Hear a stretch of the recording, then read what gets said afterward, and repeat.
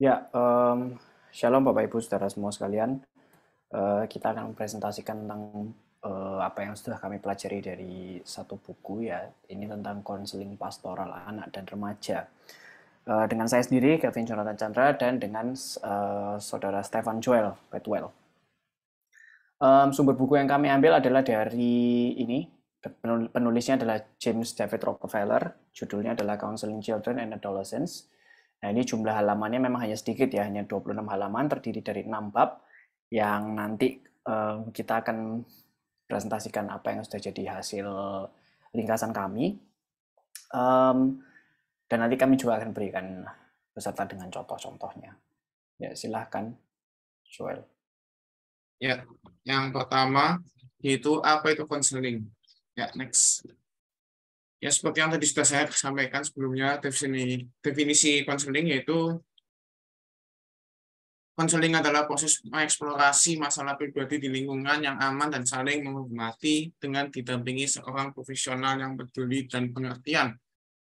Mungkin di luar sana banyak sekali konselor-konselor yang sudah cukup terkenal ya. Nah, cuma di sini saya akan memberikan beberapa tokoh-tokoh Alkitab yang bisa disebut sebagai konselor di dalam Alkitab.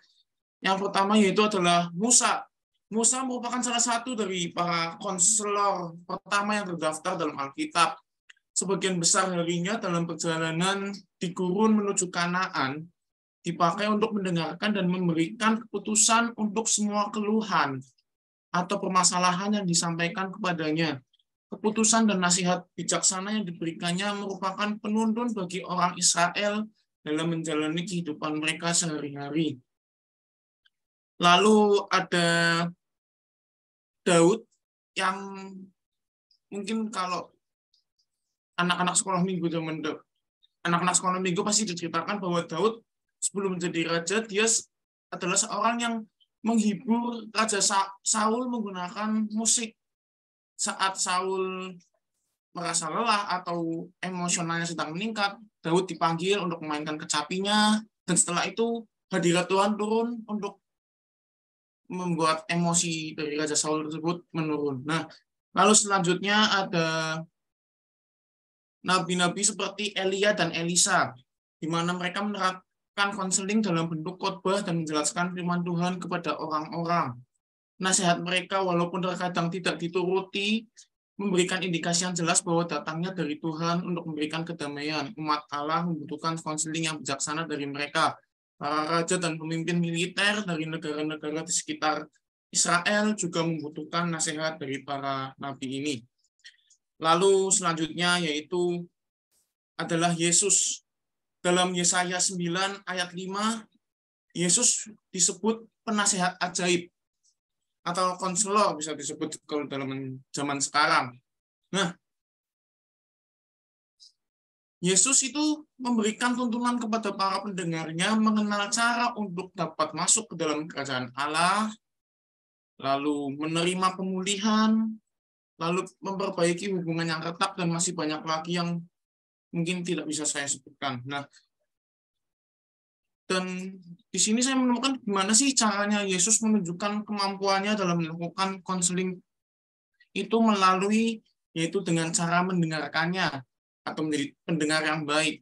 Lalu kemampuannya dalam menghadapi masalah, dan selanjutnya yaitu pengertiannya atau pemahamannya tentang orang, atau dia memahami atau membuat orang tersebut merasa nyaman. Dan melalui kemampuannya untuk menghubungkan kata-kata dalam firman Tuhan dengan kebutuhan manusia.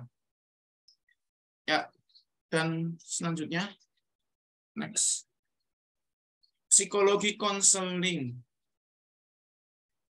Ya, seperti yang sudah saya tadi jelaskan juga, psikologi konseling adalah spesialisasi dalam psikologi yang berkaitan dengan mengedepankan fungsi pribadi dan interpersonal dengan perhatian khusus pada masalah emosional, sosial, kejuruan, pendidikan, kesehatan, perkembangan, dan organisasi. Nah, untuk contohnya itu dalam psikologi konseling itu kebetulan papa saya seorang gembala sidang di Gereja GBI Slawi, Tegal. Nah, saya kan termasuk dalam part-timer dan juga ada pengurus gereja seperti full-timer juga. Nah, papa saya selalu bilang bahwa konseling itu kan bukan hanya untuk menangani masalah, namun juga memberi semangat atau memberi seorang supaya tidak stagnasi menjadi lebih maju lagi. Nah, papa saya selalu bilang jika ada masalah atau apapun sesama part-timer dan full-timer jangan pernah enggan atau sungkan cerita sama Bapak Gembala atau Ibu Gembala atau kakak saya sendiri yang bisa dilantik menjadi PTP yang membantu papa saya itu bahwa ada masalah itu jangan pernah dipendam sendiri karena kita dalam melayani Tuhan, kita kerja buat Tuhan, jangan pernah kita sampai stagnasi, kita harus terus maju karena tugas pekerjaan kita ini mulia bagi orang-orang bisa membantu orang-orang di dalam gereja. Nah, selanjutnya next.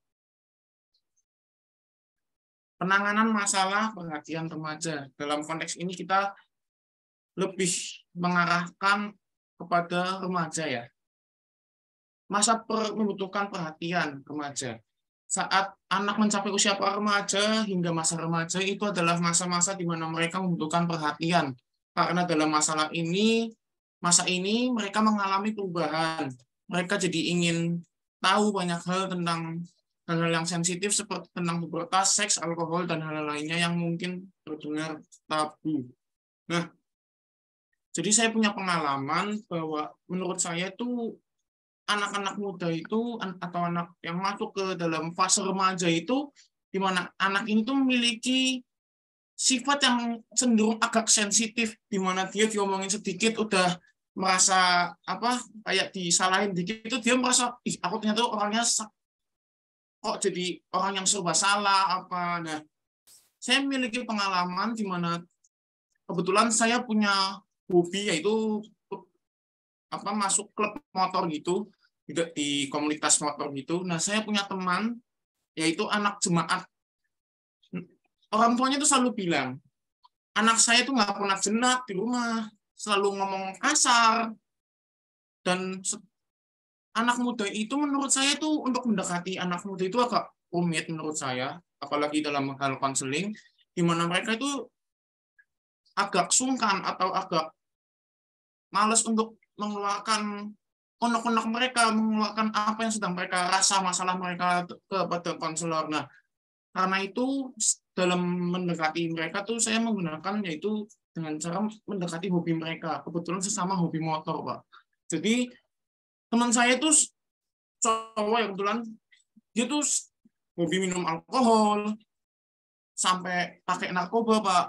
Dan itu karena lingkungan dia di luar sana tuh nggak baik. Kayak dia teman tongkongannya itu kayak nggak ada yang positif gitu. Jadi dia bener-bener temannya tuh rusak semua. Nah, orang tuanya tuh sampai sering bilang sama papa saya, ini gimana anak saya kok nggak bisa berubah. Nah, setelah saya dekati, dan memang benar, seperti yang kemarin Pak dosen katakan, ada 5 teori yang harus dilaksanakan dalam konseling Kristen. Nah, kita harus membuat nyaman terlebih dahulu supaya anak muda itu mau menceritakan apa masalahnya, apa yang sedang dipergumulkan. Nah, teman saya itu sebelumnya memang bisa dibilang anak muda yang rusak ya, karena ya sudah semua dicobain mungkin. Nah, awal-awal saya mendekati dia itu saya nggak pernah cerita yang namanya cerita Kristen atau cerita masalah gereja ya. Mungkin bisa dibilang cara saya agak salah, cuma kalau anak kayak gitu tuh menurut saya ceritain masalah gereja, masalah Alkitab, malah dia kabur.